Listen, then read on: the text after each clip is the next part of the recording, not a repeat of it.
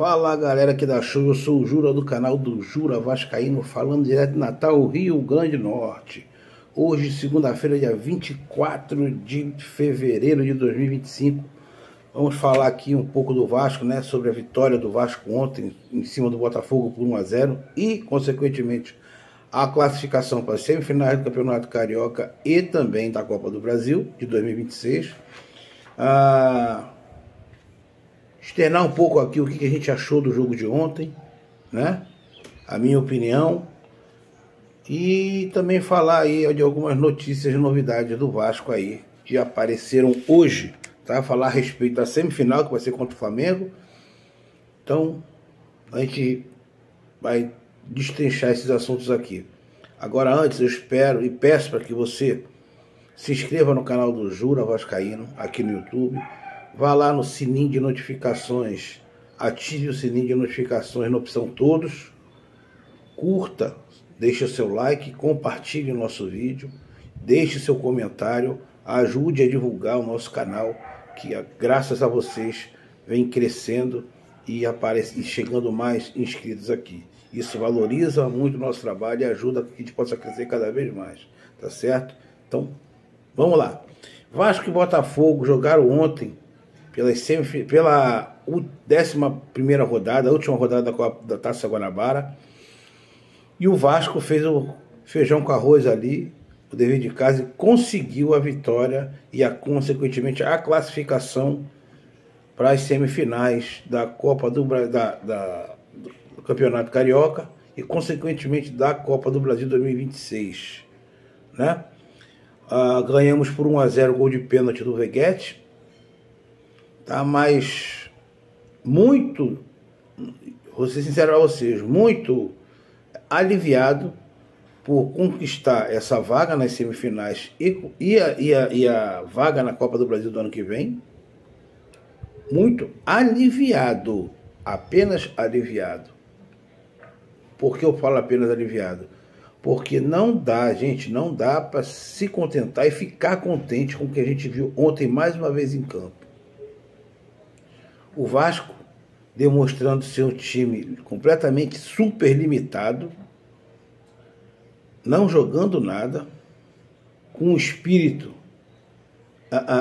desanimador dentro de campo, mais uma atuação bizonha do time, com exceção de alguns jogadores e principalmente do técnico. Hoje o que a gente está vendo em campo no Vasco é o reflexo da mentalidade e do espírito do técnico que foi contratado, que a gente já tinha falado isso no início aqui, quando foi anunciado o Carille, né? Por meio de informações de pessoas ligadas ao Santos, onde ele estava ano passado como técnico, inclusive, apesar de ter sido campeão da Série B, ter conseguido voltar com o Santos para a Série A esse ano, além da imprensa santista, como os torcedores não queriam mais nem olhar, nem pensar em ouvir falar em Carille dentro da Vila Belmiro. Por quê? Justamente pelo que a gente está vendo também no Vasco hoje aí. As informações que a gente teve no início, quando confirmou a contratação do Carille, e eu deixei bem claro, isso aqui é a minha opinião a respeito da chegada do Carille, que eu iria torcer muito para que ele desse certo, mas o meu medo era o quê? Que a gente estaria vendo um Vasco do Rafael Paiva na mão de um técnico só com mais experiência, mas que não mudaria muita coisa em termos de futebol dentro de campo. Por quê?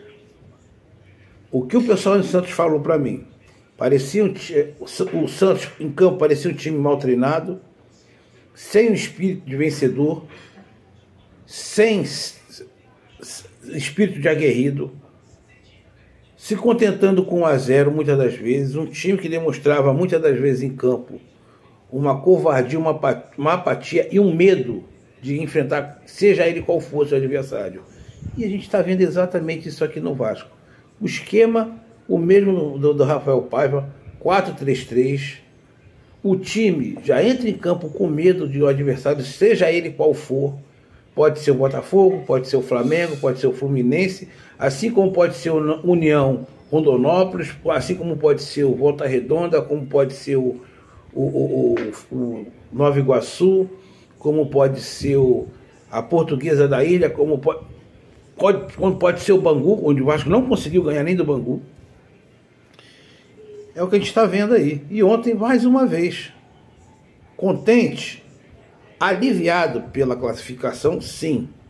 Mas eu não posso comemorar uma classificação onde a gente pegou um Botafogo completamente fragilizado, vindo de muitos resultados negativos, um time completamente perdido, desorganizado em campo, sem técnico, passando por uma crise interna muito grande, onde jogadores e John Textor não vem se entendendo justamente pela falta de um técnico e essa demora em resolver essa situação. Quer dizer, um time completamente sem rumo dentro e fora de campo. O Vasco pega um Botafogo desse e ainda assim faz 1-0 com um gol achado, um pênalti achado, porque aquele pênalti, se não fosse o pênalti, terminaríamos o jogo em 0-0, não estaríamos hoje aliviados com a classificação, né? Uma situação onde um pênalti infantil do jogador do Botafogo, graças a esse pênalti, eu agradeço a esse zagueiro por ter colocado, deixado a mão ali, os braços abertos para que a bola batesse na mão dele e desse o pênalti. Então, o único ponto positivo foi que o Veguete pegou e marcou o gol, e aí fez com que a gente se classificasse. Mas diante de tudo isso, o goleiro do Botafogo fez 2, 3 defesas só importantes, mas também não teve muito trabalho.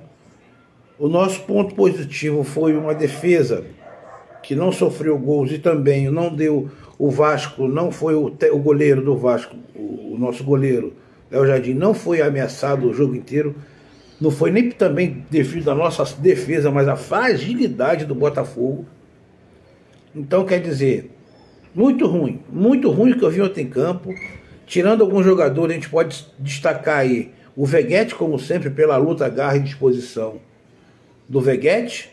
O Hugo Moura aí no meio campo, que também estava jogando não tem muita técnica, mas ontem ele voltou a ser aquele Hugo Moura raçudo, com disposição.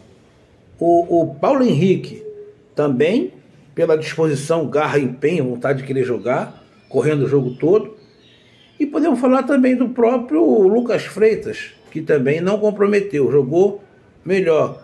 O João Vitor, como sempre, fazendo lambança, cagada, chegando atrasado nas bolas, arrumando confusão sem necessidade na lateral do campo, podendo ser expulso, conforme ele já fez algumas vezes. Tirando Veguete, que eu já falei aqui, tirando Veguete, Hugo Moura, PH e Lucas Freitas, tirando esses 4, o Léo Jardim a gente não pode nem dizer porque ele não foi comprometido, não foi exigido ontem. Então a gente pode botar o Léo Jardim também nesse balaio aí, nesses 5. Desses 5, nós temos 11 em campo. De 5, 6 desastres dentro de campo que a gente viu. Felipe Coutinho, para mim já deu o Felipe Coutinho. Tá jogando, ele acha que o nome dele vai resolver a situação em campo. Não vem jogando nada, um jogador burocrático, preguiçoso, ele já entra em campo de cabeça baixa, parece sem vontade de jogar, burocrático, preguiçoso demais, tá um sanguessuga dentro de campo, a verdade é essa. Felipe Coutinho é cria, foi um bom jogador, pelo que para mim foi, porque não está sendo mais. Tá utilidade zero dentro do Vasco, dentro de campo. Horrível, nulo, está sendo um sanguessuga, morto em campo, tá fazendo nada, jogando com o nome.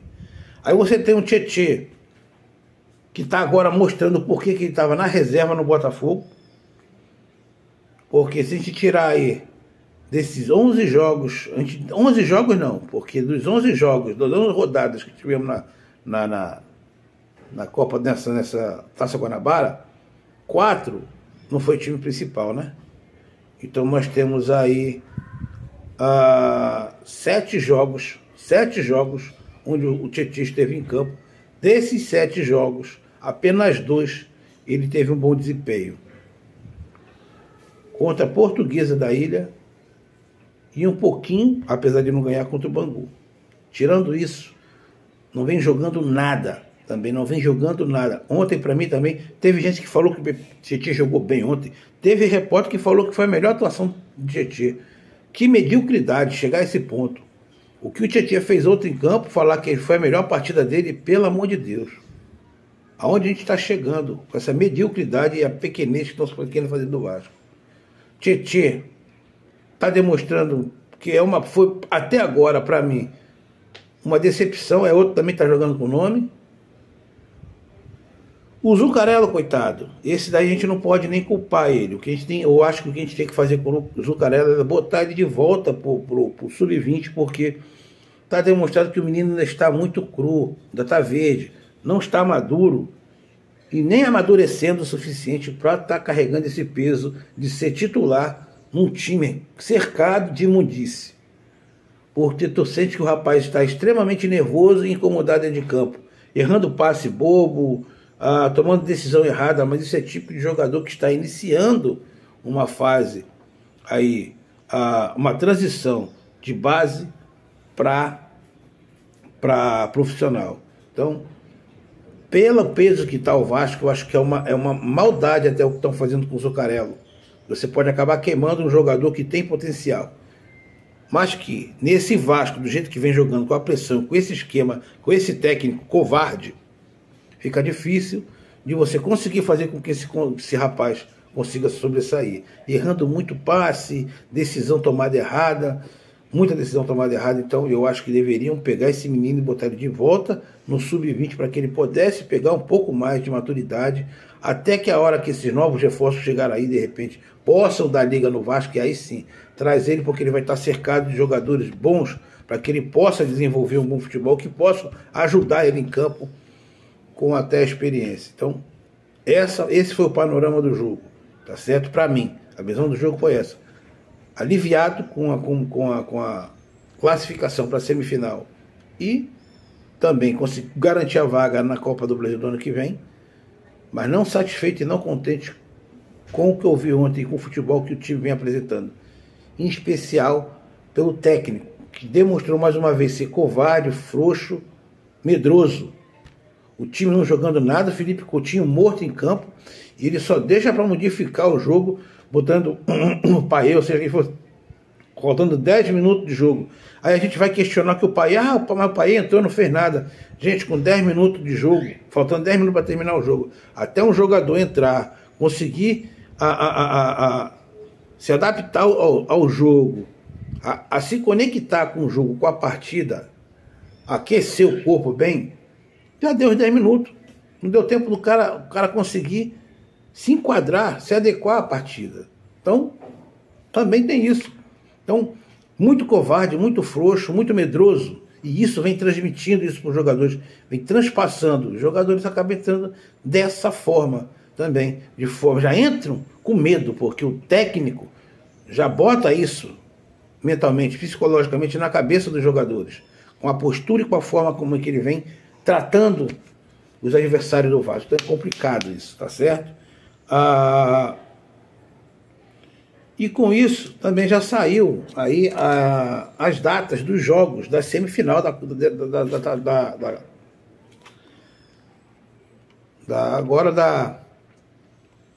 no Campeonato Carioca, né? As semifinais saíram os jogos, ainda não temos as datas.